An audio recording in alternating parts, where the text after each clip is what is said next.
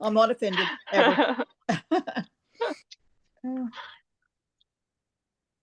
All right, cool. Josh, you want to get us started? Or I guess we should introduce him. Sandy, you want to do the I honors? want to just say a quick intro about Josh. We're very, very fortunate to have him here at my real estate company.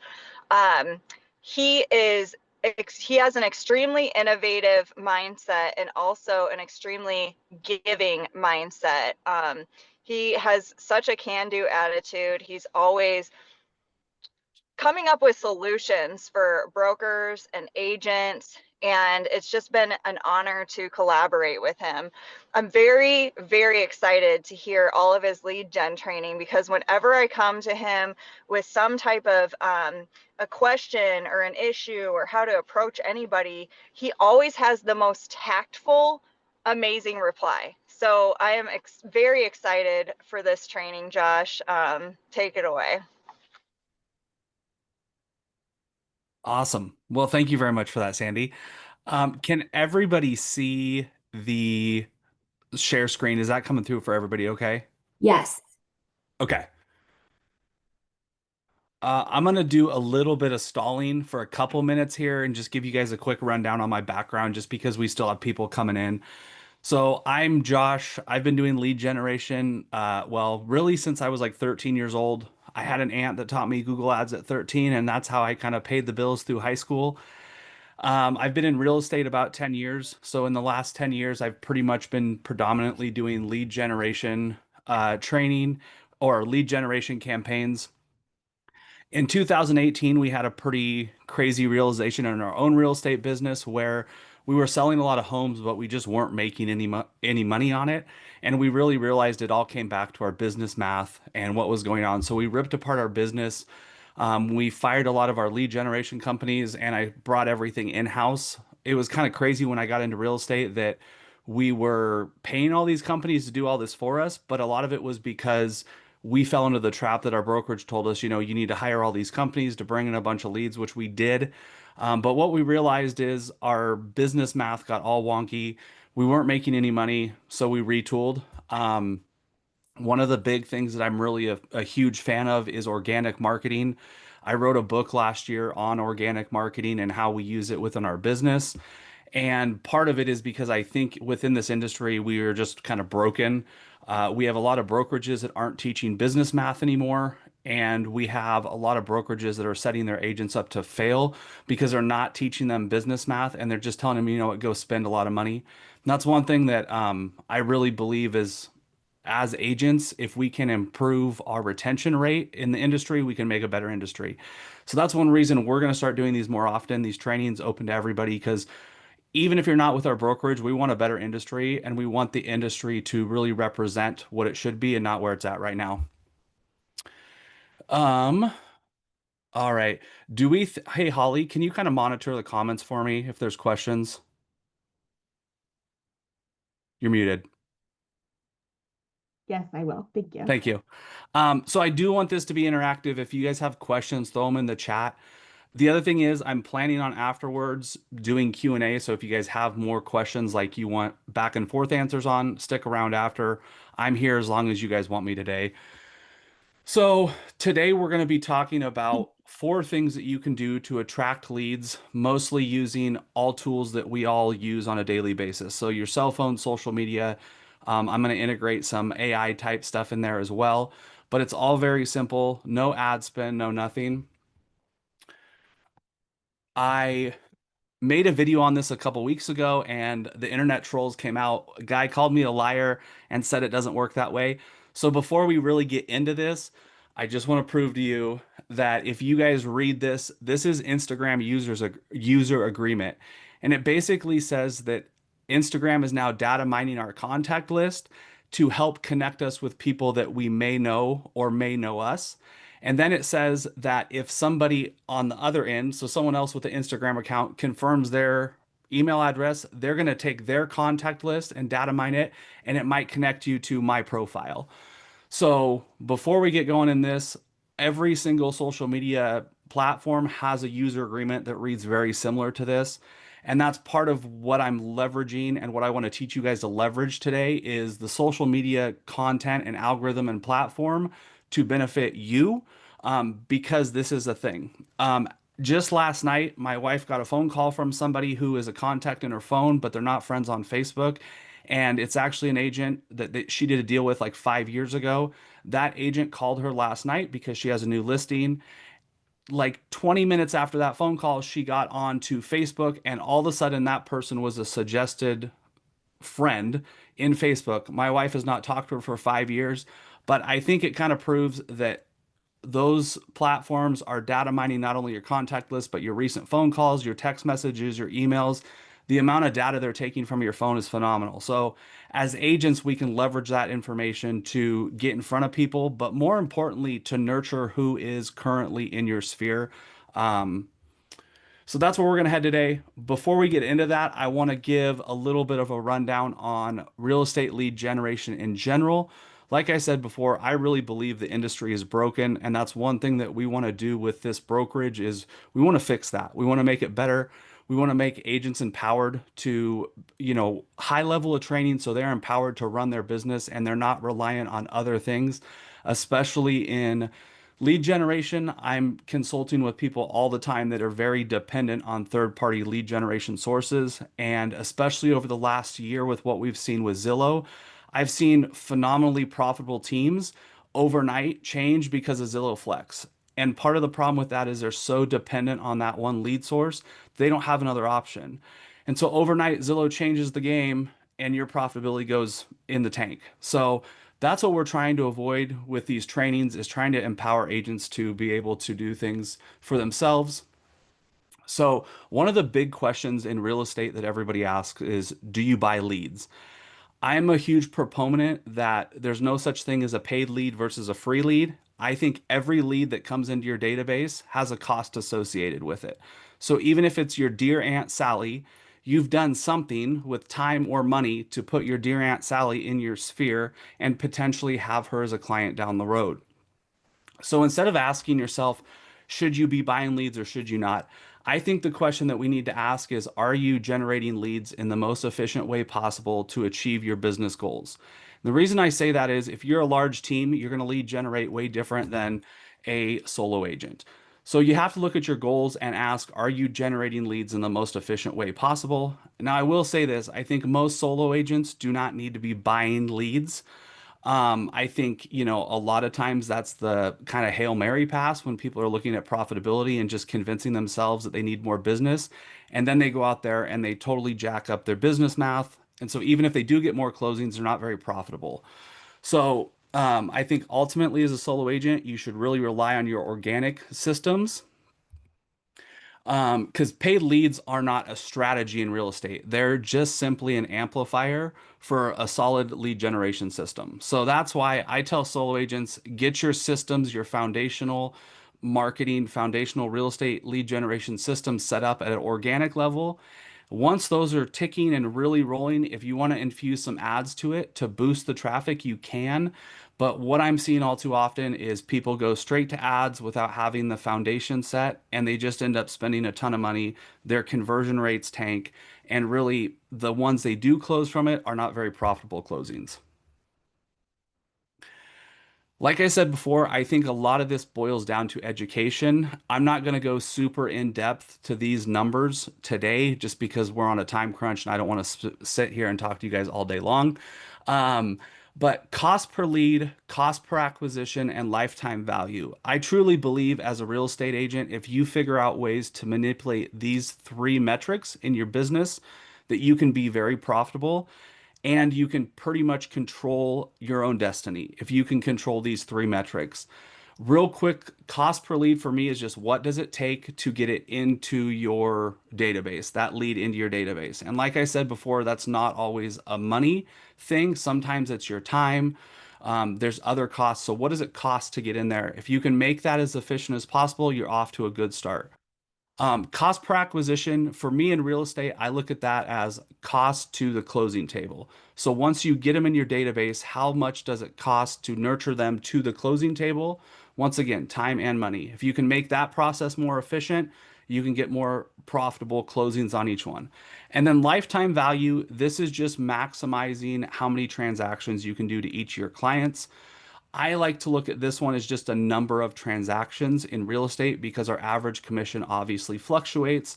So we're always trying to maximize lifetime value just based on how many transactions can we get from a client by providing very good service. I have two rules of real estate lead generation. And I think if you can nail these two things, you'll be ahead of 90% of the agents. And rule number one is to provide so much value to leads when they don't need you that when they do need you, it would feel crazy for them to call anybody else. Rule number two is be so good at rule number one that they can't ignore you. So, really, I am all about value. And if anybody follows me on social media, you kind of know my shtick on everything I pretty much post is just value based. It's something that I think people who follow me would find value in and can implement in their business. And I believe the same exact thing can be done when you're real estate, when you're prospecting for new clients or even nurturing clients in your database. So that's really the four strategies I'm going to talk about today. That's really what they're based on. It's all value based to your sphere to try to help you be top of mind so that when they are looking to move, you're going to be the first call they make. Another question I get when I give this presentation is what kind of content should you be making? And it will make a little more sense once we get into the actual four different strategies. But I think the first thing you need to do is you need to define who is your target market or your niche. And then you need to ask yourself, what questions are they asking or are they searching for online? Google is a great tool for this because you can see searches. If you guys are interested, I actually have 108 most searched real estate terms that I can provide you after this training that will help you. But basically, once you know what your target market is searching and what they're asking about real estate, just make content about that. It doesn't always have to be video. I think video is very important, but it can be, static post, anything. Just answer the questions that people have. Because ultimately, if you can become top of mind when they don't need you by answering questions and educating them, when they do need someone to help them buy or sell, you're going to be the first phone call that they make.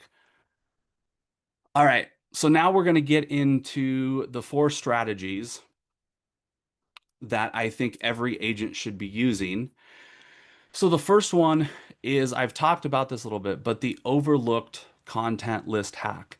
So ultimately, with what we know about the social media platforms where they're data mining, we know that putting people as a contact in your phone is actually just going to help you get in front of them on social media. So before you do any of this, I highly recommend that you put anybody that you want to work with in the future, people you've worked with in the past, make sure they're all contacts in your phone. And especially if you're using a CRM, that's pretty easy just to dump a CSV file. There's a lot of programs now that will just put it in a list and then you can upload it to your phone. But make sure everybody is in your phone as a contact that you want to do business with.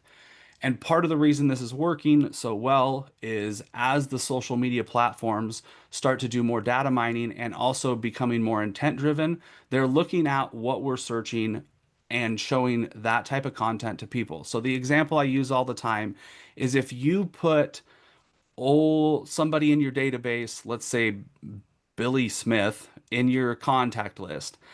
Billy Smith is on there and he searches on Google how to get pre-approved for a mortgage. Those searches are all tracked now on social media, and especially now, there's an integration that started on June 10th with Instagram and all the Meta platform being tied into Google search. So when someone searches out on their phone, the social media platform is going to say, wait a second, this person searched this. We have this, me being a real estate agent, I made a video on pre-approval process. So we're going to show Billy this video. Now, there's a lot of things that I won't speak to unless I can prove it, but this is one thing. There's nowhere that I can prove it in writing that this is happening, but I would ask you if you just test it out, it will work. It's worked for me every time. The example like I used with my wife last time, these things are working. So just put anybody in your phone and then allow the social media platforms to start doing their magic. Now, is this going to mean they're going to see every one of your videos? Absolutely not, because one of the things the platforms are doing is looking at intent now. So they're not going to see every video you put out, but they're probably going to see the ones that are intentionally provided to them by the social media algorithm by what they're doing on their phone. So, with that's kind of the basis for the next three. This is the one how to turn how is the market into leads. So, if you're out and about, especially if you like to wear branded real estate stuff, one of the most common questions that you get from everybody is, how is the market? And normally it comes at the most or at the worst time where you really have a difficult time, like having the time to explain it. Like, for example, in the grocery checkout line, someone's like, how's the market? You have a unique opportunity with this, though. And one thing you can do is turn this into a lead generation opportunity. So once a week, film a market update video. It doesn't have to be super in depth. It can be 30 to 60 seconds long. But basically, what you want to do is you want to film that video and then just store it in your social media accounts. Obviously, you want to post it to all your accounts because then you're helping out with the reach there. But the other thing that you want to do is you just want to store it there. And then when you get this question on a weekly basis, your simple answer is, hey, I actually filmed a market update video. Do you mind if I send it to you? Now, normally at this point, they're going to say yes. And then the next thing I ask for is, hey, let me just send it as a direct link to a text message or as a text message with a direct link to the video. So it allows me to get their phone number. I can reach into my social media app. I try to look at the person that I'm talking to and try to figure out which is the best app to send it to them on. So if I'm talking to a younger person, I might go to TikTok. If I'm talking to someone a little bit older, I might go to Instagram. And if I'm talking to somebody in the older generation, I might go to Facebook. But I'm just going to copy and paste the direct link from that market update video into a text message and send it to them. The next thing I'm going to do as soon as I get an opportunity, I'm going to take that message, I'm going to create a contact in my phone for that person. So now they're in there. But what's going to happen is probably at this point, you're done with the amount of time you can stand and talk to that person. They're going to leave this interaction and they're going to have a video and they're going to start watching it. In my experience, there's a high percentage of people that will immediately follow you once they watch the video. But if they don't, it's not the end of the world because once again, the platforms are transitioning from like follower-based algorithms to intent-based algorithms. So even if they watch the video, if they don't do anything with it, there's a high probability now that they're in your phone or they're in my phone. I'm probably in their phone because they probably saved my contact as random realtor guy at the store or something. And they are going to see my stuff as I continue to produce content. And as soon as they start doing something on their phone that is going to trigger the intention feature of the algorithm, they're going to see we're connected and hopefully they're going to start seeing my stuff so I can stay top of mind with them through that process. The other thing that this allows me to do is 7 to 10 days after I have this interaction at the grocery store, or I had it happen to me at one of my kids' soccer games not too long ago. 7 to 10 days later, I'm going to pick up the phone and I'm going to call these people and I'm just going to check in with them and say, hey, I sent you that video at the grocery store the other day or at the soccer field. I just wanted to check and see if you have any questions about it. Now, this is another great way to test out what I'm saying because a high percentage of people, when I make this call 7 to 10 days later, will literally tell me, it's so crazy. After we talked, I started seeing your stuff on social media.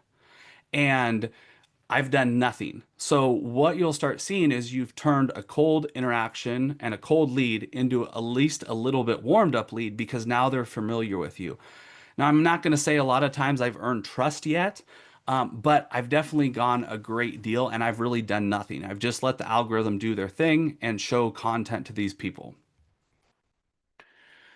So that is the how do you turn how is the market into a lead generation opportunity? This one is for people that like to do open houses. Once again, playing off the social media algorithms and how they work. Um, I am a huge fan of open houses. I pretty much built my entire career really, really on doing open houses because let's face it, there's no better way to get cheap leads, especially as a new agent with people in your office that have listings that don't want to do open houses. It's very easy for you to sit. The one thing that I want to really reinforce, though, is I think all too often we get people saying open houses don't work because nobody showed up. The thing with open houses now, sometimes people don't show up, but that doesn't mean they don't work if you leverage the open house as an event to draw people into your lead generation ecosystem. So when you're going to do an open house, look at it as an event the whole week leading up to it. Film a bunch of content about the house. And when I say film content, do not just film, hi, I'm doing an open house at this time, come see me. Don't do that. Part of that is people won't watch it anymore. It also doesn't even really get very much reach on the social media algorithms. So instead, what I like to do is I like to take 3 to 5 cool features of the house and film educational content of those features with the open house in the background. So I'll talk about, we had a house that had a really interesting heating system, and it was a ground source heat pump. It wasn't normal for the area. It was very energy efficient.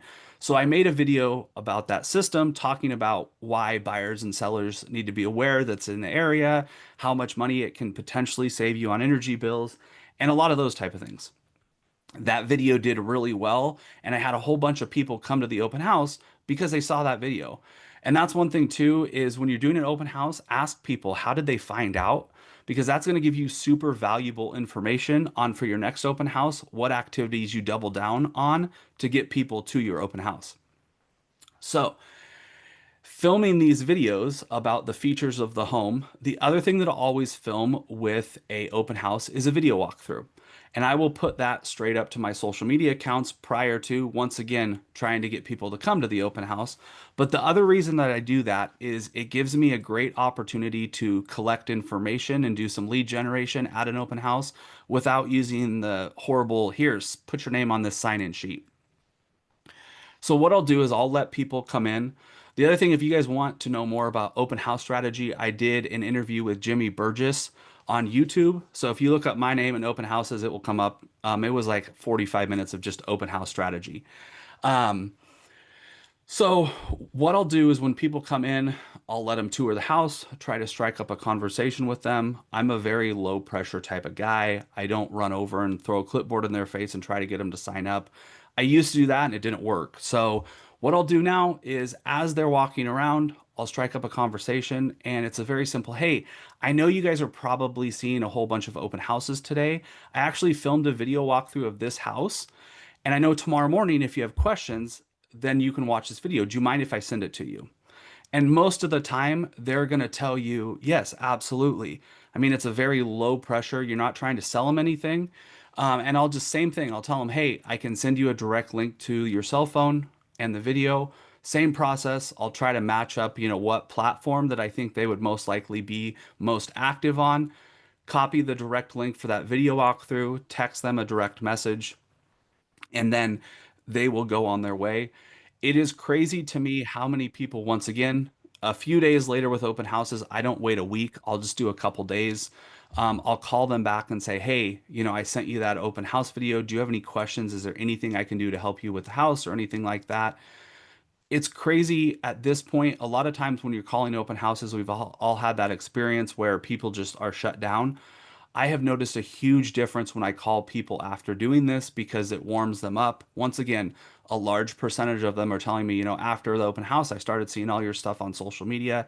They're a lot more willing to provide information of, are they working with an agent? Are they looking for help? Part of it too is all those videos kind of help your authority piece within that neighborhood. So especially if this is someone who really wants to be in that neighborhood, I've had great success doing it this way.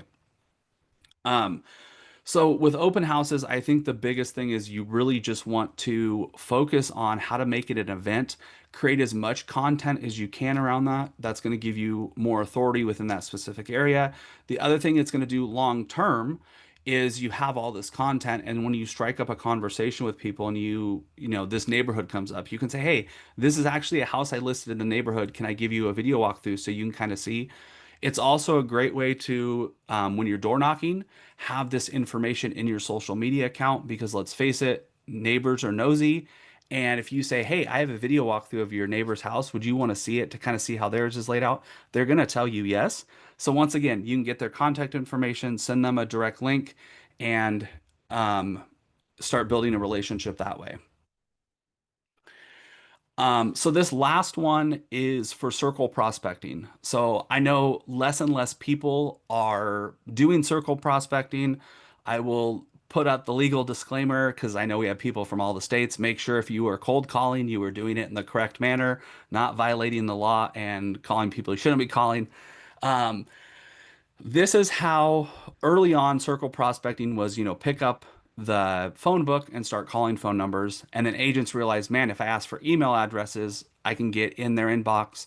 And this is the next progression because, as we know, email inboxes are harder to get into these days. So, in my opinion, this is the next progression. So, before you're going to sit down and do some circle prospecting, film a short form video on a specific event, something going on specifically in that hyper local area that you're going to be calling. So think about zoning changes, new school openings, community events, anything like that. Film a video on it. Once again, post that video up to all your different social media accounts. But now, when you're calling people and you strike up a conversation, you can ask for their email. But the other thing you can say is, hey, I actually filmed a video on your neighborhood regarding an event that's coming up. Do you mind if I send it directly to you? Now, normally, if they've already given you your or their email address, there's going to be very little resistance. The other great thing this does too is it allows you to ask the question of, hey, can I text it directly to this phone number? Because that's going to tell you, is this a cell phone or a landline? And if they tell you yes, obviously you know you have a cell phone number. And if they say no, this is actually a landline, oh, great, can I get your cell phone number? And I'll text the link there. So now you can get another way to contact this lead down the road. But then once again, you just reach into your social media account, copy and paste that direct link, send it as a video to that person. This works really, really good to partner with like a geographical farm. So if you're geographically farming an area, you can do this as well. And then they're seeing multiple pieces of media. So they're seeing your social media. They're seeing, if you're doing written like mailers out to them, if you're door knocking, you're just solidifying that authority piece within that area. But once again, that's going to get people in your phone as a contact, get them connected through the social media algorithm. So they're going to start seeing your stuff. With circle prospecting, my follow up is a little bit longer, especially because most of these people, like they're long term leads that you have to build a relationship with. They're not looking to buy or sell right now most of the time. And so I don't call these people back right away unless I get one that is a hot lead and they're like, actually, we were going to sell next month. But most of the time, what I'll do is I'll wait and I'll call these people about once a quarter. And when I do, I always try to have a new video that I filmed recently that would be relevant to this specific neighborhood that I'm calling. So every time I'm circle prospecting, I'm offering up a video that's valuable to them as a way to continually nurture these clients. So that's pretty much, we'll stop that. That's pretty much the four that I have for you guys today. Like I said, these can be utilized in a lot of different manners. Once you kind of get down the whole put people in your phone to leverage the social media algorithms to stay in front of people, there's a lot of ways that you can utilize that through content, anything like that. Do we have any questions or anything before We No. had we a move on? request for you to share your link to your open house video. Mm. Uh, yes, I can. Do you ever sit at a training and you're like, why didn't I think of that? Like that's probably how I feel like with your I especially like the weekly like market update. And because like every time I see my uncle, he's like, what's the market? What's the interest rate? And I'm always like Yeah. flubbering around, right? Like so not only do we have the video to reference, but like you have that script in your head then too. So Yeah. And that's really, I think a lot of times with real estate lead generation, we tend to way overcomplicate it. I think ultimately, you know, the easiest method is the best way to go. The other thing that I think too within the industry is we've diluted ourselves into thinking that we're special. And one thing I'm seeing with agents, especially newer agents, is they buy into the lie that because our commissions are so big, you can just take a lot more risk with everything. And that's where I think people run into problems is they try to take way too much risk, especially when their business is new and become way over leveraged. And I think that's a big reason why 80% of our agents in the industry don't make their first renewal because they can't afford to stay in the business. And I think a lot of that is because they're either implementing systems that, really don't match them. Another big part of that is with normal brokerage training, you find the top producer who probably runs a big team at your brokerage, and you say, Here, you go teach lead gen. Well, once again, like I talked about, their lead generation that they're doing for a team is much different than a solo agent. But a young solo agent sits there in that training and goes, This guy's hot stuff. I need to, do what he's doing. And they try to model that and it totally tanks. So that's one thing. Don't forget your business math. Do what's simple and do what makes sense for your business. Awesome. We do I have just it. put the link for that YouTube video is in the chat. Perfect. I will try to add this everywhere. Let me do that before I. Okay, so we had a comment in the chat, and it was having to do with like putting contacts in your phone. Like, should you put including their email and phone number? What if you just have somebody's name? Like, what are your thoughts on the best strategy for that? So I put as much information as I can. Um, there's no clear cut. Like I've looked online to see none of the social media platforms are going to tell you exactly what they're taking. Um, but I will put as much info as I can about people. The other thing that I do is I save people like name. So on the iPhone, you have first name, last name, and then like company. What I'll do for company is I will save that as something that's going to tell me who this person is. So, like, for example, if I pick this lead up circle prospecting in a neighborhood, I'll put like CP for circle prospecting hyphen and then what neighborhood they're in. Because the one thing that's super powerful too is after you talk to these people one time, if they do end up calling you back, you pick up the phone and they're probably calling because now they're ready to do something, but it's super powerful that I can say, oh, hey, how's everything going in, whatever your neighborhood is or something. So it's just a quick reminder for me when they call that I know who I'm talking to and I can drop some type of relevant information. Um, that's one thing if you ever are at a loss for what to say to a lead in a prospecting situation, just think about how can you be relevant to their specific situation? Because if you speak to relevance, it will really help with your conversion rates. What do you say to the people who are like terrified of cold calling and they are terrified of getting somebody mean on the phone? So here's an interesting thing too. I wrote an article in about phone phobia. And so phone phobia is like becoming a more prevalent thing where people are afraid to make phone calls because of rejection and all that type of stuff. I've found, and this works personally for me because I do suffer from that a little bit. I've got better with time. But I've found if you're sending, like, if this is somebody that you can send a video to prior to calling them, it really brings down your anxiety level. Because for some reason in your brain, you're like, oh, we know each other now on social media. We're like best friends. You've sent them a video and maybe sent a one message, but that one message does something mentally. So I think it's a great way too. Like if you're a team leader and you have younger agents on your team who are struggling with that, use that as kind of the icebreaker. Even if that first phone call is just a few seconds, just long enough so that you can send them a video, your next phone call is probably going to be, a lot easier. And so I think using social media is actually a great way to bring down that anxiety level. Now, obviously, sometimes you just got to get over it because let's face it, sometimes you don't have long time to develop a relationship because these people want to do something now. But I think if you have the time, it's a great way to bring that anxiety level down, utilizing social media as kind of the warming people up before you just call them on the phone. We have a clarifying question asking like an intro video to send. So, yeah, I like doing an intro video, kind of similar to, you don't need to film one of those every week, but very similar to like the market update video. Just have it in there because you can use it over and over again.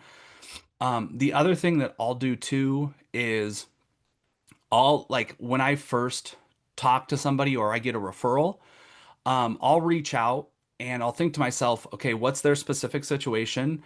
Fortunately, now I have enough videos in my social media library that I can probably find one that matches. And a lot of times that will be my intro is I'll send a text to them like, hey, I just got your name from Joe Smith. He told me you're looking for a real estate agent.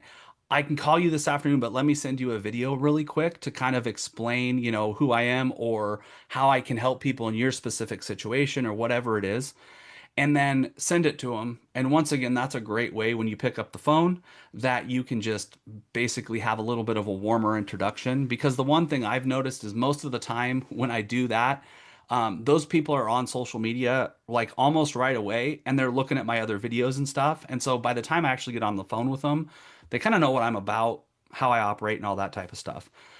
So yeah, intro videos I think are great. Anything really, and it doesn't have to be video. I know there's a lot of people that don't like to be on camera. I think video is very, very powerful, but these could be static Instagram carousel posts that you're sending to people. It can be, even text-based post. It doesn't have to be video. It's really something just to provide value and, something to send to people.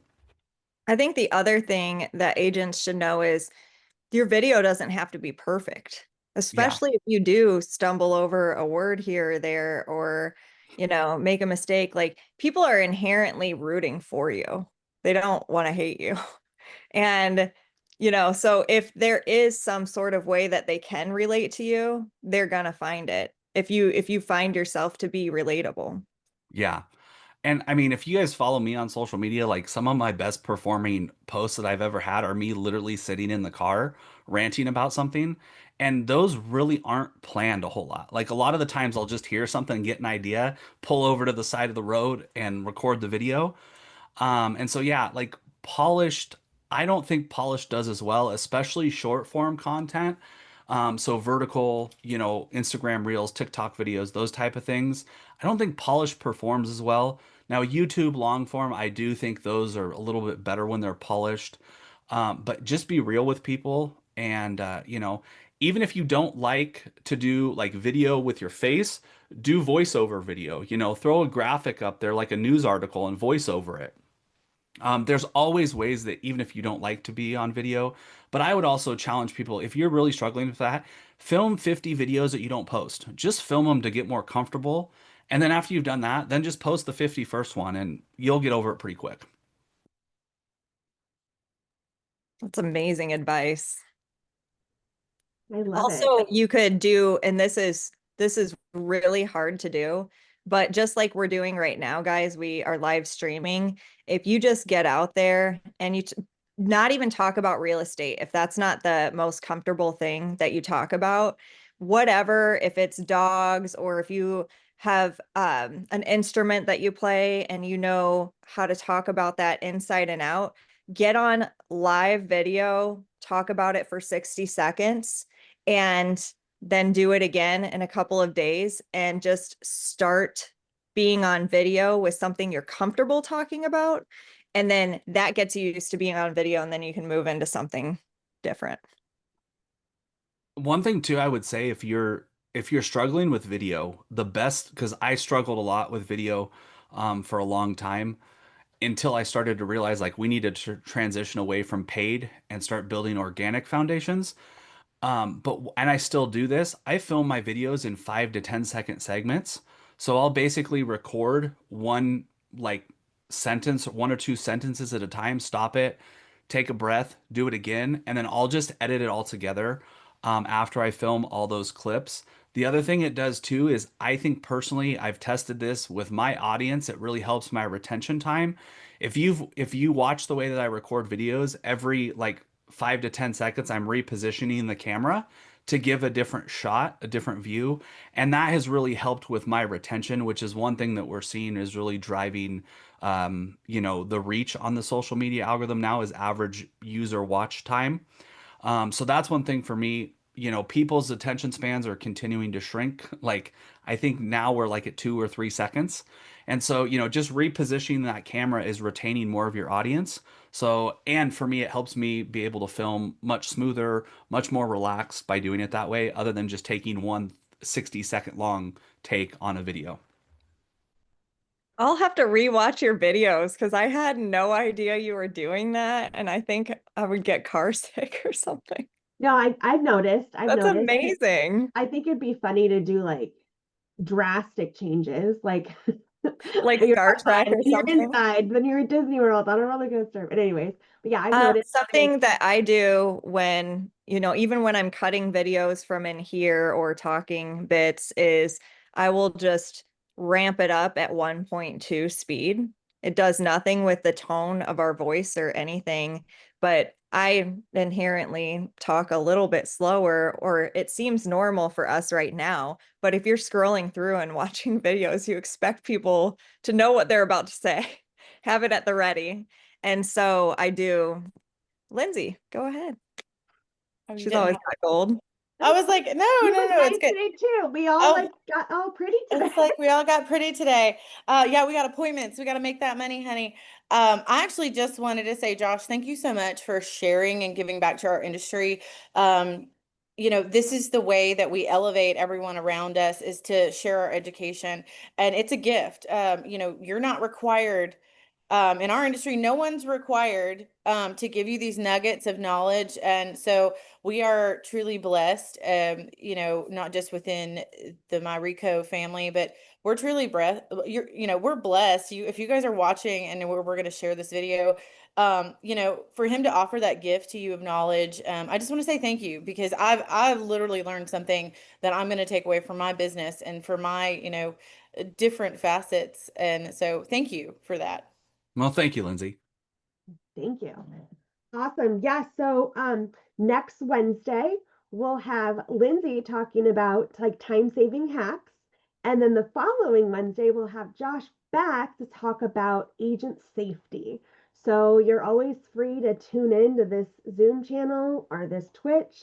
We might live stream on Facebook if I get the hang of it. So, thank you so much for joining us today. We really, really appreciate it.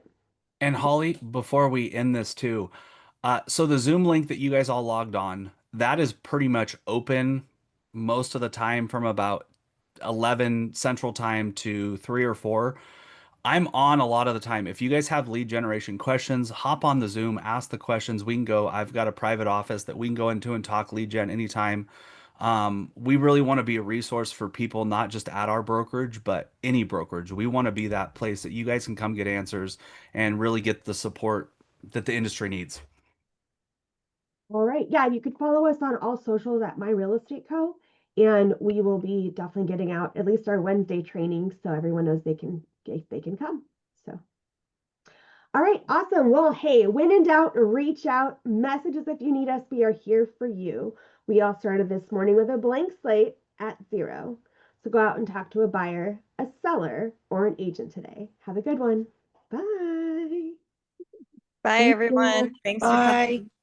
Thanks for coming. That was a great job, Josh. That was incredible, actually. Thank you. One of the things that I really wanted to compliment you on was how simple your